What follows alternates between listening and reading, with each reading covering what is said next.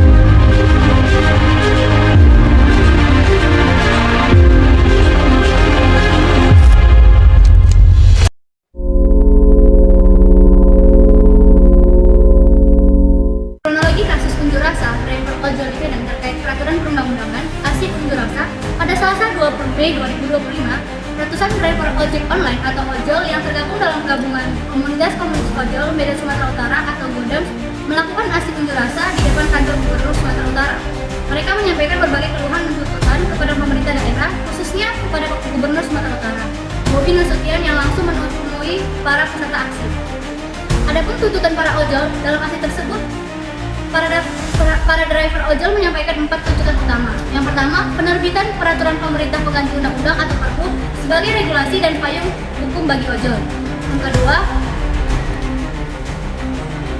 Yang kedua, penghapusan program instan aplikator seperti Aceng, Slot, Baik Hemat, Hub, Someday, Gabung, dan lain-lain yang dinilai merugikan mayoritas driver.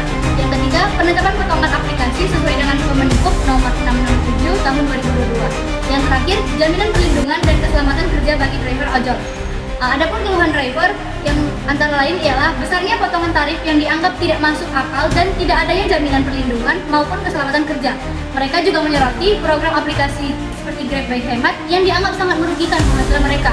Adapun respon Gubernur Bobi Nasution menanggapi tuntutan tersebut, Bobi Nasution berjanji akan mempelajari dan mempertimbangkan penerbitan peraturan perundang-undangan atau bahkan peraturan daerah Perda terkait tuntutan pertama. Untuk 3 tuntutan lainnya, Bobi menyatakan bahwa hal tersebut sudah menjadi ranah perusahaan aplikator.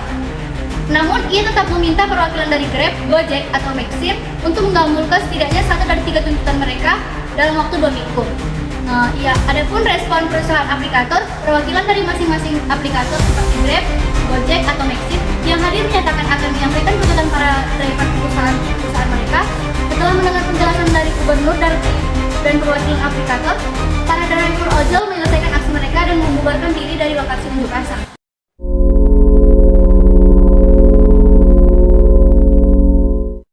Adapun diagram Facebook kami dimulai dari yang sebelah kiri, yaitu kepala ikan berisi tentang judul unjuk rasa pengemudi ojol di kantor Gubernur Sumatera Utara.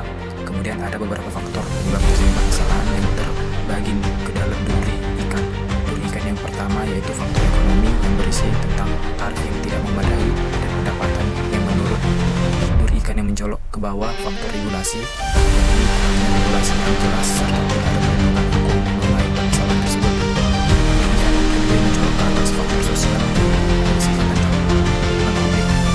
Ojol merasa kurang dapat dukungan dari masyarakat serta persaingan internal yaitu persaingan antar pengemudi ojol lainnya. Yang kedua mencolok ke bawah yaitu faktor teknologi, aplikasi yang tidak stabil serta algoritma yang tidak transparan sehingga dapat mempersulit ojol untuk mendapatkan pelanggan. Dan yang terakhir yaitu ada ekor ikan, yaitu solusi, di mana ada beberapa solusi yang diberikan, yaitu penempatan tarif yang adil, regulasi yang jelas dan tegas, pengembangan teknologi yang lebih baik, serta kampanye kesadaran publik.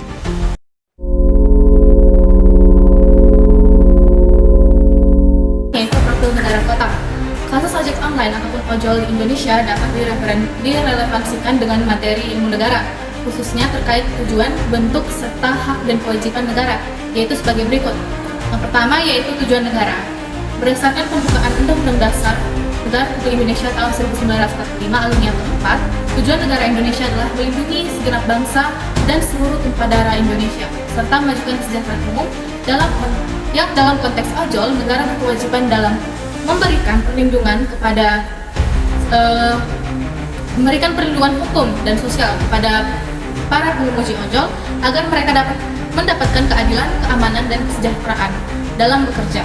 Hal ini sejalan dengan tujuan negara untuk melindungi warga negara dari eksploitasi dan memajukan kesejahteraan umum melalui regulasi yang adil dan perlindungan sosial. Yang kedua, dalam bentuk negara. Indonesia adalah negara kesatuan yang berdasarkan hukum atau negara hukum, yang berarti penyelenggaraan negara harus berlandaskan hukum yang menjamin negara dan kewajiban negara.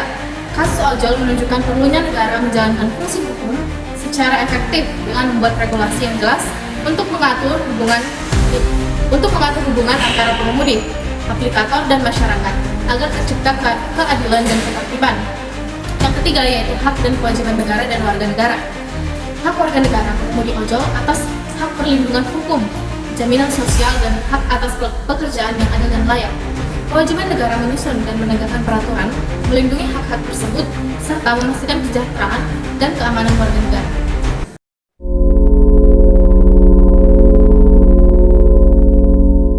Pendapat kelompok kami, penyelesaian kasus ojol harus dengan segera membuat regulasi nasional yang jelas dan komprehensif, seperti Perpu atau undang-undang khusus. Untuk mengisi kekosongan hukum saat ini, regulasi tersebut harus melindungi hak dan kesejahteraan pengemudi, serta mengatur hubungan dengan aplikator secara adil. Selain itu, Indonesia perlu menyesuaikan aturan nasional dengan standar internasional terkait perlindungan pekerja dan perdagangan jasa digital, agar ojol dapat berkembang secara sehat dan kompetitif. Penyusunan regulasi harus melibatkan semua pemangku kepentingan agar solusi yang dihasilkan efektif dan berkelanjutan.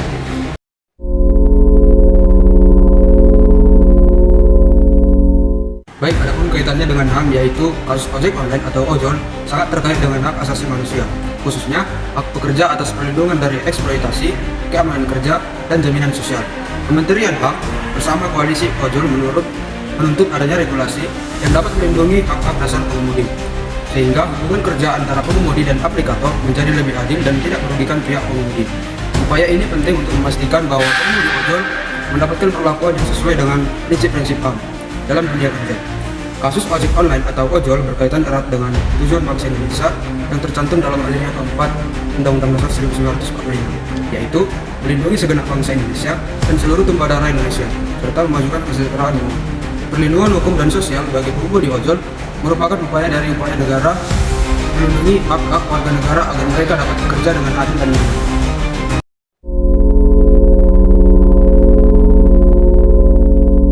Adapun peran internasional mengenai kasus ojol, yakni adanya hukum internasional yang pertama ASEAN Framework Agreement on Services ataupun AFAS yang mengatur liberalisasi perdagangan jasa di kawasan ASEAN, termasuk layanan digital seperti ojol.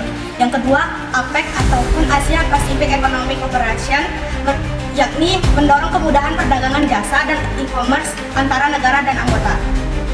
Yang ketiga, Regional Comprehensive Economic Partnership atau RCEP yang mengatur perdagangan jasa dan investasi digital yang mempengaruhi operasi perusahaan ojol lintas negara. Sekiranya wadah yang disediakan forum internasional dapat menanggulangi kasus ojol tersebut.